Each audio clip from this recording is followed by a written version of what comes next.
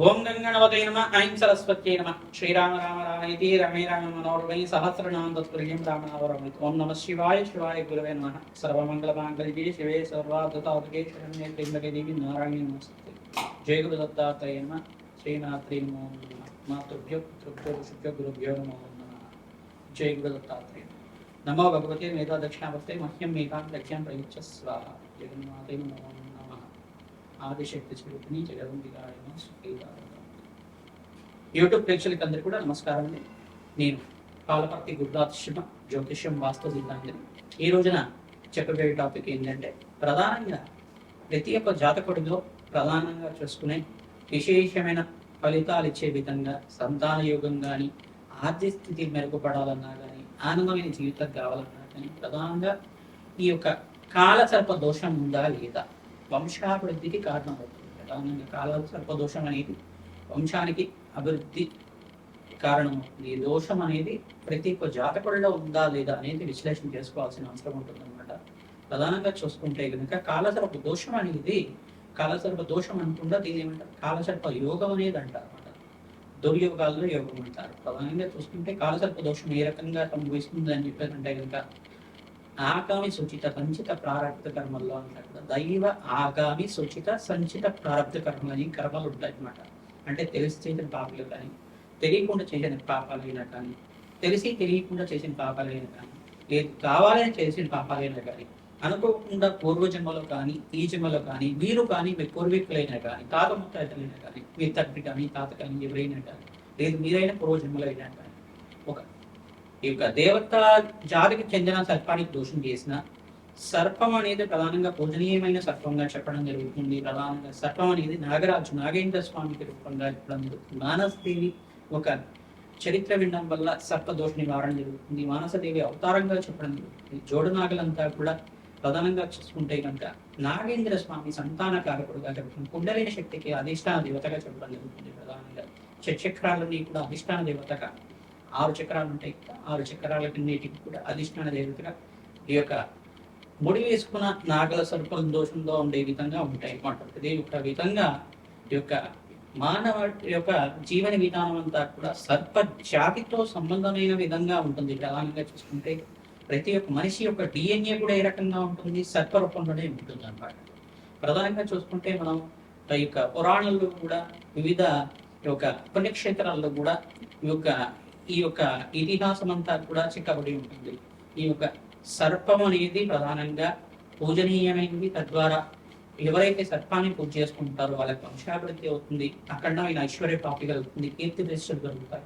నాగజాతిని అంతా కూడా పూజనీయంగా చేయడం జరుగుతుంది. ప్రధానంగా తెలిసి తేని పాపాలని జరుగుతూ ఉంటాయి అన్నమాట. ఈ సర్పదోషం అనేది సంభవించడం వల్ల ప్రధానమైన స్థానాలు, ఈ యొక్క కేంద్ర స్థానాలు కనుక లగ్న చక్రవశాత్తు లగ్నానికి సంభవిస్తూ ఉంటుంది. జననకాల లగ్నానికి అంతా కూడా కాలసర్ప దోషం అనేది జ్యోతిష పరిభాషలో అంతా కూడా సంభవించడం జరుగుతుంటుంది. ఈ స్థానంలో కనుక ఈ గ్రహాలు కలిగి ఉంటాయి. రాహుకేతులు అంతా కూడా ఈ స్థానంలో ఉంటాయి. కనుక నవగ్రహాలన్నీ కూడా రాహుకేతు మధ్యలో ఉంటాయి. కనుక లగ్న చక్రవశాత్తు కానీ, ఈ యొక్క రాహుకేతు ఉన్న స్థానాన్ని నుంచి వాళ్ళ యొక్క వీక్షణ వశాత్తు అయినా కానీ, పంచమ స్థాన వశాత్తు, అష్టమ స్థాన వశాత్తు, సప్తమ స్థాన వశాత్తు అంతా కూడా ఈ యొక్క కాలసర్ప యోగంలో ఉందా లేదా, ఈ గ్రహాలన్నీ కూడా ఏ రకంగా ఫలితాలు ఇస్తున్నాయి, బాగా ఫలితాలు ఇస్తున్నాయి, లగ్న చక్రవశాత్తు అంతా కూడా తెలుసుకోవడం జరుగుతుంది. ప్రధానంగా చూసుకుంటే నాగేంద్ర స్వామి యొక్క చరిత్ర వినడం వల్ల, ప్రధానంగా చూసుకుంటే అస్తిక మహాముని చరిత్ర, మానసదేవి చరిత్ర అంతా కూడా వినడం వల్ల, సర్పజాతిని సంరక్షించిన అస్తిక మహాముని చరిత్ర అంతా కూడా వినడం, మానసదేవి ప్రియపుత్రుడిగా ఉండి ఒక సర్ప యజ్ఞాన్నంతా కూడా, సర్ప యాగాన్నంతా కూడా ఆపిన వాళ్ళలాగా, ప్రధానంగా చూసుకుంటే ఒకనొక సందర్భంలో అంతా కూడా ఈ యొక్క సర్పయాగాన్ని అంతా జరిగేటప్పుడు ఈ యొక్క అస్తిక మహాముని అంతా కూడా వెళ్ళి సర్పయాగం చేయడం అంతా కూడా ఇది ధర్మబద్ధమైంది కాదు, అధర్మబద్ధమైంది, మీరంతా కూడా మానవాళికి మంచి చేయాలంటే సర్పజాతిని సంరక్షించాలి అని చెప్పేసి సర్పయాగాన్ని అంతా కూడా ఆపిన వాడు కావున, అటువంటి పుణ్యవంతుడైన యొక్క పురాణ పురుషుడైన మహాముని యొక్క దివ్య చరిత్రను వినడం వల్ల ఆ ఘట్టమంతా కూడా సర్పయాగం ముందు చేశారు. ఆ సర్పయాగ ఘట్టమంతా కూడా ఎందుకు జరిగింది, ఒక పరీక్షిత్ మహారాజు యొక్క మనవడైన ఈ యొక్క ప్రధానమైన జనమేజయ మహారాజు అంతా కూడా చేయడం వల్ల, పరీక్షిత్ మహారాజు అంతా కూడా ఇట్లా చేయడం వల్ల, ప్రధానంగా చూసుకుంటే కనుక ఈ యొక్క పరీక్షిత్ మహారాజ్ చరిత్ర కానీ, జన్మేజన్ మహారాజ్ చరిత్ర అయినా కానీ వినడం వల్ల ప్రధానంగా సర్పయాగం చేసిన సమయంలో అంతా కూడా ఈ యొక్క ఫలితం కలిగింది. ప్రధానంగా చూసుకుంటే కనుక సర్పయోగం ముందు చేశారు. సర్పయాగం యొక్క చరిత్ర అంతా కూడా వినడం వల్ల భాగవ సప్తాహం అంతా కూడా ఎందుకు విన్నారు, ఈ యొక్క అంత అనేది జరుగుతూ ఉంటుంది. ఈ యొక్క ఇతిహాసంలో అంతా కూడా ఈ కథ విశేషాలంతా కూడా వినడం వల్ల, చరిత్రలాగా ప్రవచనంలాగా వినడం వల్ల ప్రధానంగా చూసుకుంటే ఆ ఘట్టాలంతా కూడా మననం చేసుకుంటాం. ప్రధానంగా అస్థిక మహాముని చరిత్ర అనేది వినడం వల్ల మానసదేవి ప్రియభక్తుడు ప్రధానంగా సర్పజాతిని అంతా కూడా సంరక్షించిన దేవుడుగా మన ప్రధానంగా ఇటువంటి చరిత్రను వినడం వల్ల సకల గ్రహ దోష నివారణ జరగడానికి ప్రధానంగా రాహుకేతు దోషాలు, కాలసర్ప దోషాలు, కాలసర్ప యోగాలంతా కూడా దుర్యోగాలంతా కూడా పోవడానికి, అఖండమైన పుణ్యప్రాప్తి వచ్చే విధంగా వంశాభివృద్ధి కారణం ఉంది. శీఘ్ర ఫలదాతక కళ్యాణ యోగం అవ్వడానికి కానీ, వంశాభివృద్ధి కలగడానికి కానీ, పితృదోష నివారణ కలగడానికి కానీ ఈ యొక్క అస్థిక మహాముని చరిత్ర వినడం వల్ల కాలసర్ప దుర్యోగాల నుంచి బయటపడడానికి, ప్రధానంగా కాలసర్ప యోగం నుంచి బయటపడడానికి, యోగం నుంచి బయటపడడానికి, అఖండమైన పుణ్యప్రాప్తి కలిగే విధంగా ఈ యొక్క మేషాది ద్వాదశ లగ్నాల వాళ్ళకి కానీ, మేషాది ద్వాదశ రాశి వాళ్ళకి కానీ లగ్నం తెలిసి ఉంటే కనుక లగ్నం శాతం చూసుకోండి, లగ్నం తెలియకపోతే రాశి నుంచి చూసుకోండి.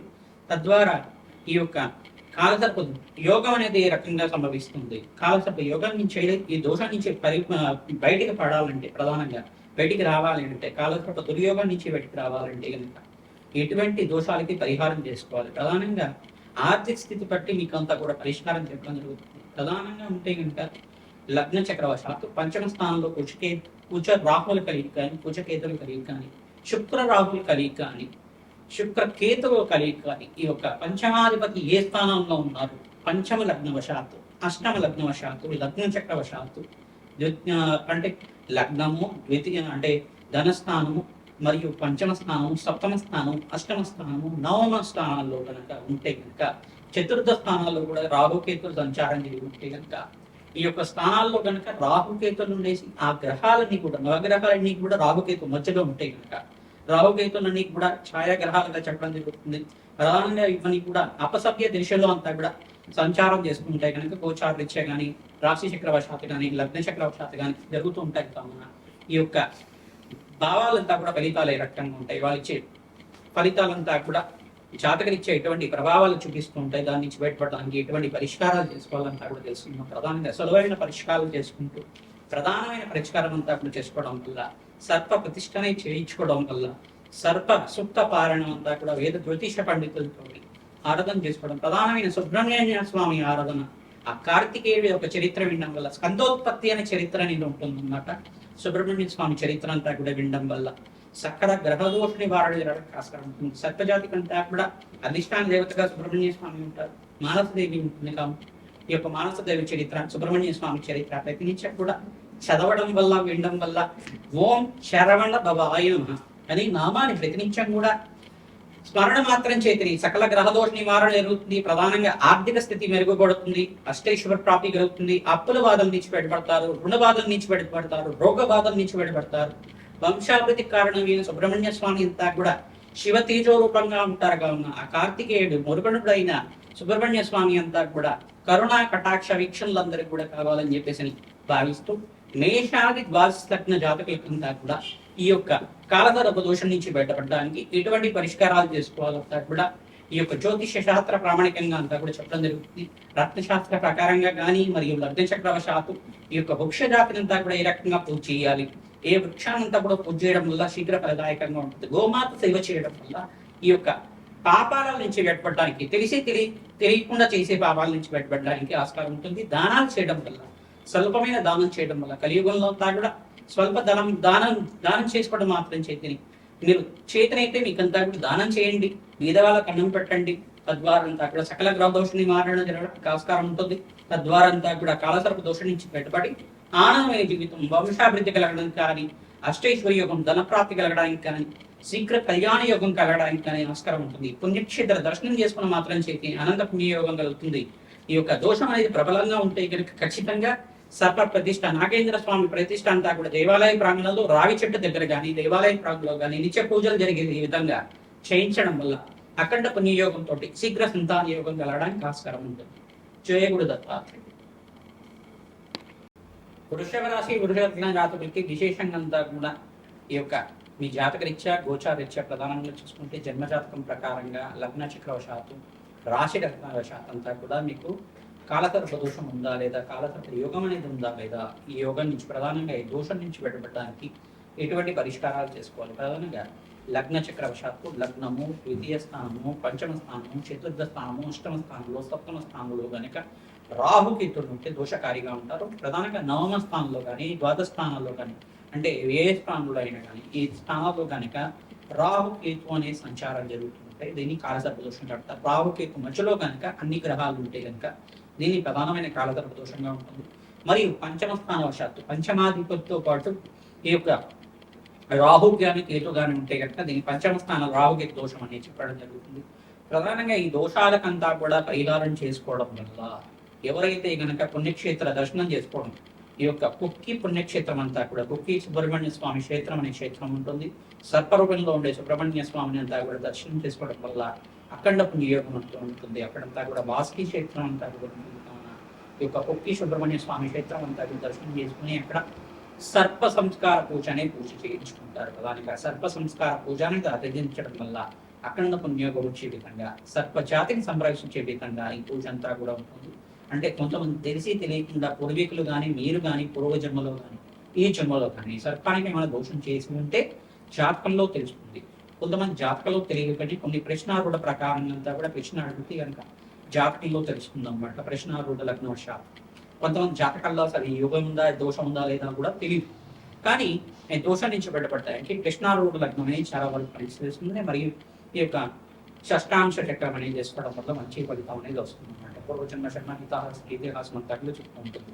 ఆ చక్రం అంతా చెప్తుంది. తద్వారా అంతా కూడా ఎవరైతే కనుక సకల గ్రహదోష నివారణ కోసం అని చెప్పి సుబ్రహ్మణ్య స్వామి ఆరాధన చేస్తుంటారో, విశేషంగా సుబ్రహ్మణ్య స్వామి ఆరాధన చేయడం వల్ల ప్రధానంగా చూసుకుంటే ఓం శరవణ భవాయ నమః, ఓం శరవణ భవాయ నమః, ఓం శరవణ భవాయ నమః ఇటువంటి నామస్మరణ మాత్రం చేత సుబ్రహ్మణ్య స్వామి అంతా కూడా కార్తికేయుడు శివసుతుడైన శివ తేజరూపమైన సుబ్రహ్మణ్య స్వామి, గంగాసుతుడైన సుబ్రహ్మణ్య స్వామి, ఉమాసుతుడైన సుబ్రహ్మణ్య స్వామి అంతా కూడా అఖండ పుణ్యప్రాప్తి ఇచ్చే విధంగా వంశాభివృద్ధి ఇచ్చే విధంగా ఆశీర్వాదం చేస్తారు. సుబ్రహ్మణ్య స్వామి ఆరాధన చేయడం వల్ల ప్రధానంగా మీ యొక్క అప్పుల బాధల నుంచి బయటపడతారు, ఆర్థిక ఇబ్బంది నుంచి బయటపడతారు, ఆర్థిక అభివృద్ధి కలుగుతుంది, ఆర్థికంగా ఉన్నత స్థితి కలగడానికి, అఖండ ఐశ్వర్య ప్రాప్తి కలగడానికి, ధన ధాన్యాది సమృద్ధి కలగడానికి, భూగృహ యోగాలంతా కూడా లభించడానికి, వస్తు వాహనాలు లభించడానికి, అఖండమైన విలాసవంతమైన సుఖమైన జీవితం జీవించడానికి, అన్యోన్య దాంపత్యం కలగడానికి ఆస్కారం ఉంటుంది.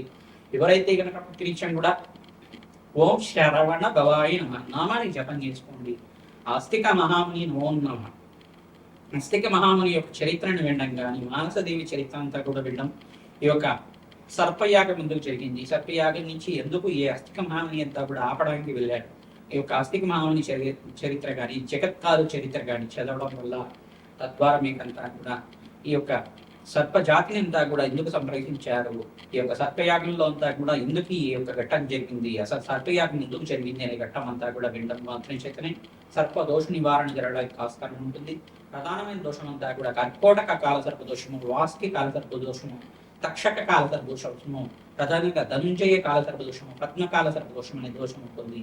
ఈ దోషాల నుంచి బయటపడడానికి నాగేంద్ర స్వామి ప్రతిష్ట ఖచ్చితంగా చేసుకోవాలి అందరూ కూడా.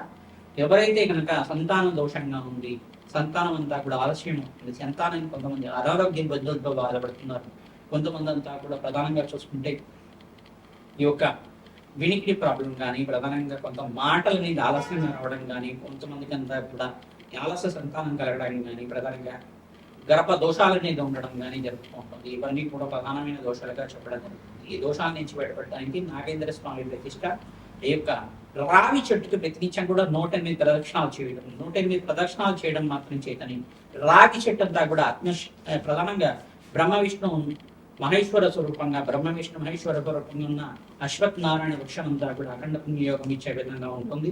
ఈ యొక్క రావి చెట్టు అంతా కూడా బ్రహ్మ విష్ణు మహేశ్వర స్వరూపంగా ఉంటుంది. కావున ఆ యొక్క ప్రదక్షిణం చేసిన మాత్రం చెట్టు పాజిటివ్ వైబ్రేషన్స్ అంతా కూడా మీకు ఉంటాయి. పాజిటివ్ వైబ్రేషన్స్ అంతా ఉండడం వల్ల ఆరా అంతా కూడా మీకు శరీరానికి ఆ కడిని మీకంతా కూడా పాజిటివ్ వైబ్రేషన్స్ అంతా కూడా దైవికమైన శక్తి మీ శరీరానికి ఆవరించి మీకంతా కూడా శరీరంలోని సకల రుగ్మతల నుంచి బయటపడడానికి ఆస్కారం ఉంటుంది.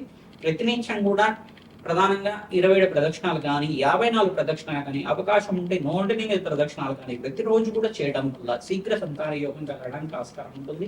ప్రధానమైన దోషం అంతా కూడా కాలతర్ప దోషం కానీ పితృదోషం పితృశాపం కానీ ఉండడం వల్ల మీకంతా కూడా ఇటువంటి దోషాలకంతా కూడా పరిష్కారం చేసుకోవడం వల్ల అఖండ పుణ్యయోగం ఇచ్చే విధంగా జరుగుతుంది.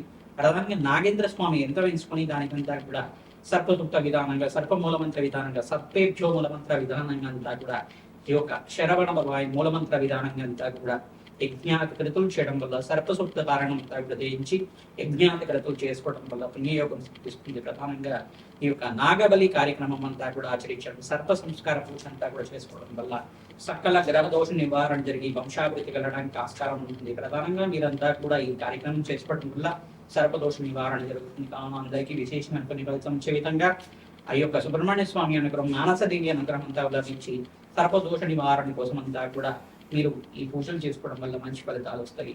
ప్రధానంగా రాహుకి దోష నివారణార్థం మీరంతా కూడా గులుగులంతా కూడా నానబెట్టిన గులవనంతా కూడా గోమాతకు సమర్పించడం వల్ల విశేషమైన ఫలితం వస్తుంది. రాహుకి ప్రీతికరంగా దుర్గాదేవి ఆరాధన చేయడం వల్ల అఖండ పుణ్యయోగం సిద్ధిస్తుంది. రాహుకాల దీపాలు వెలిగించడం వల్ల పుణ్యయోగం సిద్ధిస్తుంది. మంగళవారము శుక్రవారము శనివారం రోజున నాగేంద్ర స్వామికి ఆ జోడు దాగి ఉన్న దగ్గర రావి చెట్టు దగ్గర ప్రధానంగా పసుపుతో అభిషేకం చేయించడం, ఈ చెమిలి అంతా కూడా నివేదన చేయడం వల్ల పుణ్యయోగం సిద్ధిస్తుంది.